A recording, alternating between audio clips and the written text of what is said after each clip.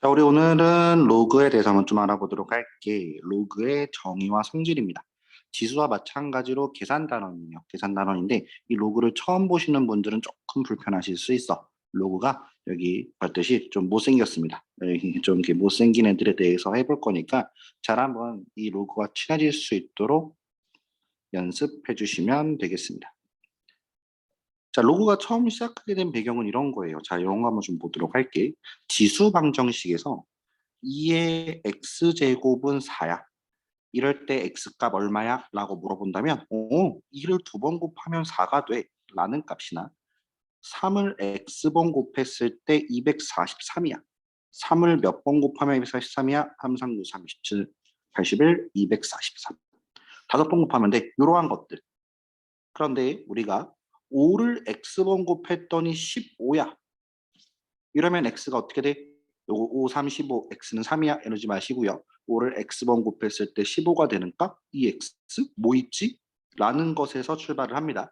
그래서 이러한 이 방정식을 만족하는 x는 무조건 있기는 있을 것 같은데 어떻게 되는지에 대해서 논하고자 우리는 새롭게 이 방정식을 만족하는 x 값을 정의를 하도록 해요. 정의. 약속을 하는 거야. 이 방정식의 근을 이렇게 표현하기로 하자라고 정의를 한 게 로그의 시작입니다. 한번 좀 보도록 할게. 로그는 지수로부터 출발을 하는 거야. 그래서 지수에서 우리가 했던 성질들에 의해서 밑이 0보다 크고 1이 아닐 때 어떠한 양수 n에 대해서 우리는 이러한 값을 만족을 하는 x 값을 설정을 해볼 거고요. 이 x 값을 어떻게 설정을 하더라? 여기 밑에 있는 걸로 이 방정식을 만족하는 x값을 이렇게 표기를 하더라라는 거예요. 이때 요 a를 우리 지수랑 똑같이 밑이라고 이야기를 하고 그다음에 여기 n이라고 하는 값을 진수라고 이야기를 합니다. 지수가 아니라 진수라고 이야기를 해요. 그래서 밑과 진수로 이거는 정의야. 그래서 이 방정식을 만족하는 게 이렇게 표기를 하도록 할 거야라고 하는 거는 우리가 얘는 쌍방향으로 이렇게 거꾸로도 이렇게 쌍방향으로 잘 변환할 줄 아셔야 됩니다. 이거는 잠시 후에 다시 한번 좀 이야기를 해보도록 하고요. 로그라고 하는 거는 다 지수에서 출발을 하기 때문에 우리가 지수 법칙에서 만족했던 밑 조건들 그대로 다 만족을 하게 돼. 그래서 로그의 결정 조건이라고 해서 로그 a의 n 밑이 a고요. 진수가 n인데 이 밑과 진수의 범위에 대해서 좀 신경을 써주셔야 돼요. 지수 법칙에서 했던 것처럼 지수 밑은 0보다 큰 값이 와야 됩니다. 예를 들어서 이런 거한테는 안 된다는 거죠. 로그 밑에 음수가 들어오면 안 된다는 거야. 이런 식으로 들어온 값은 없습니다. 그리고 두 번째, 양수긴 한데 1이 되면 안 돼요. 1은 안 돼. 그러니까 밑이 양수긴 한데 이런 식으로 1이 들어오면 안 됩니다. 이런 것도 안 되고요. 그다음에 진수에 해당하는 범위는 양수여야 합니다. 양수. 그러니까 로그 2의 마이너스 이러한 것도 로그 설정되지 않는다.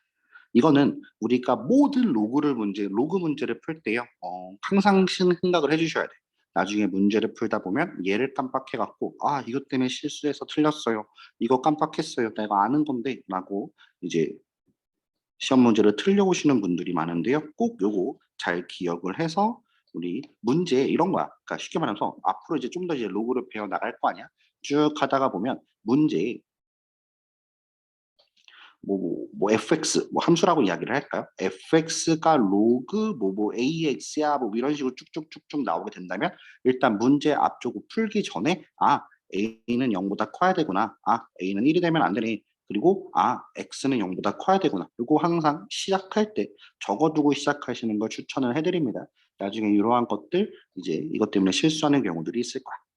그래서 이러한 로그에 대한 성질들을 좀 배워볼 거고요. 7가지인데 여기 주어져 있는 거는 밑조건, 진수 조건들이니까 크게 위에 것만 기억하시면 신경 쓰실 필요는 없고요. 얘에 대한 증명은 뒤에 선생님이 한 4가지 정도 해놨거든. 그거를 참고하셔도 되는데 크게 중요하지는 않습니다. 한 번 정도 좀 궁금하신 분들은 봐주시면 좋을 것 같아요. 우리는 일단 이거를 뭐 어떻게 암기하는 게 더 중요합니다. 자, 한번 좀 보도록 할게. 하나씩 설명을 해드리면 밑에 A가 있고요. 진수에 1이 오게 된다면 밑에 상관없이 항상 우리는 그거를 0이라고 사용을 할 거예요. 그러니까 이거는 뭐에 관한 이야기냐면 우리 a의 0제곱은 1이다. 지수에서 밑이 뭐가 오든 간에 지수에 0이 오면 우리는 그 값을 1로 쓸 거야를 로그로서 그대로 표현한 겁니다. 그리고 밑과 진수의 같은 거, 여기도 A가 오고 여기도 A가 왔을 때는 우리는 어떻게 써? 그거는 1이라고 표기를 할 거야. 이거는 뭐야? 지수에서 A의 1제곱은 A야 라는 거에서 출발을 하는 거야. 그래서 이런 식으로 다 지수로 바꿔갖고 증명을 다 하시거든요. 그래서 그렇게만 좀 알아주시면 될 것 같고, 우리는 얘를 단편적으로 기억해주면 돼요. 진수에 1이 들어오면 0이다. 밑과 진수의 같은 값이 오면 우리는 그거를 1이라고 표현할 거다. 그리고 로그의 진수 부분이나 밑 부분을 이제 로그의 계산을 하시다 보면 소인수 분해를 해서 작은 숫자들로 표현하시는 게 되게 중요하거든요. 그래서 진수를 표현해 봤더니 m이랑 n이랑 곱하기의 형태로 표현이 됐다고 칩시다. 이렇게 얘가 뭐 6을 2, 3으로 쪼개서 2 곱하기 3으로 표현할 수 있어. 그렇다면 얘는 두 개의 로그로 이렇게 찢어질 수 있고요. 얘는 거꾸로 묶는 거나 이제 풀어내는 거 둘 다 연습을 해주셔야 돼. 예를 들어서 이러한 거야. 어떠한 로그를 계산을 할 때 로그 2에 6이라고 하는 6은 뭐 4라고 할까요? 4에 6이라고 하는 게 있으면 6이 2 곱하기 3이기 때문에 로그 4에 2 더하기 로그 4에 3 이런 식으로 쪼갤 수 있다라는 이야기예요. 6이 2 곱하기 3으로 표현되기 때문에 이런 식으로 쪼개지더라 라고 하는 게 2번 성질이에요. 그리고 나누기의 형태로 들어와 있을 때는 로그의 뺄셈으로, 여기서 나누기의 형태로 왔을 때는 로그의 뺄셈으로 정의될 수 있다. 4번이에요. 얘가 진수가 거듭 제곱에 대한 형태로 표현되어 있으면 이 k가 바깥으로 빠질 수 있습니다. 그래서 k 곱하기 로그 a의 m으로서 표현 가능해요. 이게 4번 성질이고요. 5번과 6번 이게 중요하죠. 얘가 중요한 이유는 로그의 가장 기본적인 로그의 덧셈과 뺄셈에 대한 연산은 내가 이걸 그냥 거꾸로 가야 돼 라고만 말씀을 드렸는데, 로그의 덧셈을 정리할 때 밑이 이렇게 AA 뺄셈도 AA 같은 밑에 대해서만 덧셈이나 뺄셈을 진행하실 수 있어요. 그러니까 로그에서 밑을 똑같이 맞춰주는 거는 그래도 굉장히 중요한 성질 중에 하나야. 그래서 여기서 얘가 아니라 5번과 6번이 밑을 이제 똑같이 밑을 바꿀 수 있는 두 가지의 성질입니다. 자, 5번 한번 좀 보도록 할게요. 5번은 밑과 진수를 거듭 제곱 형태로 표현했을 때 요 n이 바깥으로 나갈 수 있어요는 4번에서 이야기를 했어요. 근데 밑도 거듭 밑에 있는 지수, 요 m이라고 하는 것도 바깥으로 나갈 수 있는데 분모로 나가게 됩니다. 그래서 여기 m은 분모로, 여기 분자에 있는 n은 분자로 튀어나가서 얘는 n분의 n으로서 이렇게 표현이 되더라. 그럼 얘가 다시 거꾸로 올라갈 수도 있겠죠. 4번에 대한 성질을 이용하면 로그 a에 요 n분의 n이 그대로 b 위에다가 이렇게 왔다 갔다 잘 진행을 해주셔야 됩니다. 올라가실 수도 있어. 그 다음에 6번입니다. 6번은 유일하게 성질 중에 이름이 있는 성질이야. 뭐냐면 밑변환 공식, 밑변환 공식이라고 해서 5번에서는 밑을 바꿀 때 이제 특별한 상황에 대해서 바꿀 수 있었어요. 그러니까 바꾸는 것도 뭐 16을 2로 바꾸거나 27을 3으로 바꾸거나 거듭 제곱에 관련된 숫자들끼리로만 밑을 바꿀 수 있었는데 6번은 아닙니다. 그냥 밑 조건만 만족한다면 내 마음대로 어떠한 C라고 하는 미지수 아무거나 다 가지고 오셔서 우리 로그의 밑을 바꿀 수 있어요. 단 불편한 점은 하나의 로그가 분수로 쪼개진다는 점, 그래서 분모와 분자의 로그가 두 개가 생겨버린다는 불편한 점은 있지만 어쨌거나 밑을 내 마음대로 바꿀 수 있다는 거, 얘도 역시 쌍방향으로 굉장히 중요하게 왔다 갔다 잘 해주셔야 됩니다. 그럼 여기 밑변환 공식에서 내 마음대로 C를 가지고 와도 된다 그랬잖아. 이거 잠깐만 연결해보면, 그러면 내 마음대로 C인데 어떠한 로그 A의 B를 C를 B랑 똑같이 진수랑 똑같은 값으로 표현한다면 얘가 로그 B의 A분의 로그 B의 B로서 표현 가능한 거라고.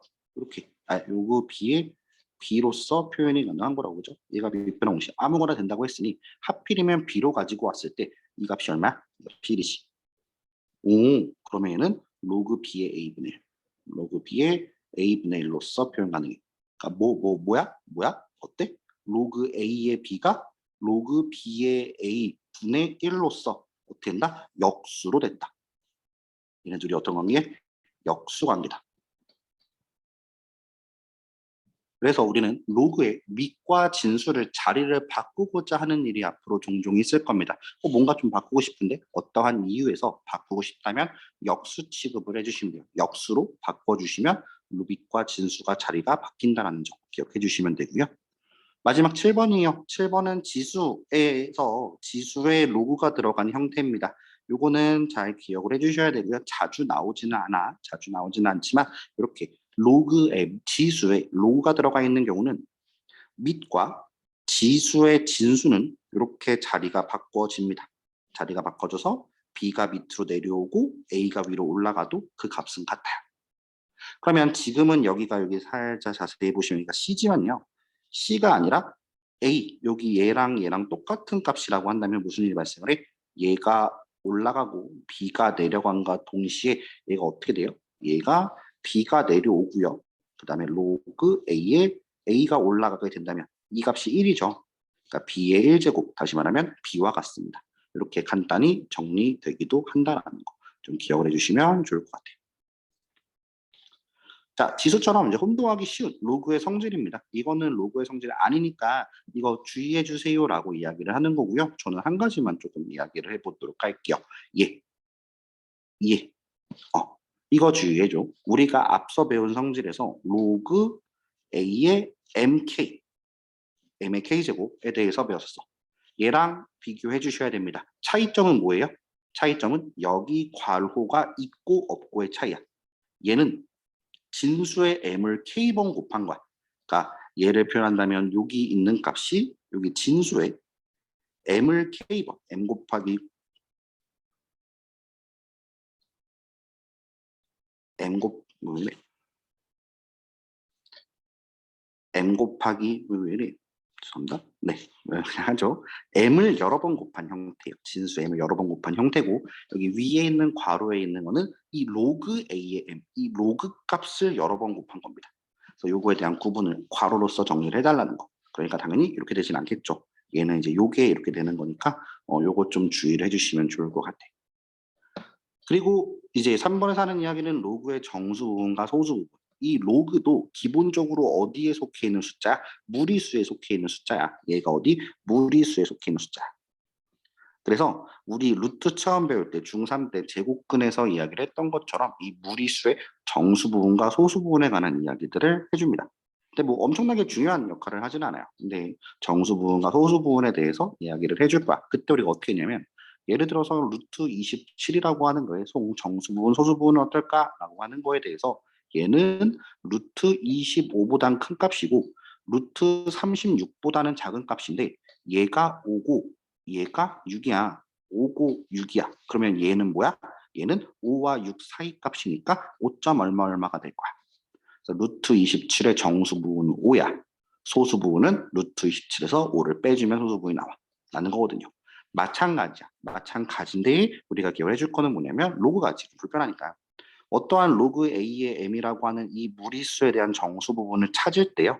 여기서 밑이 A니까 똑같은 밑으로서 여기 똑같은 밑으로서 표현합니다.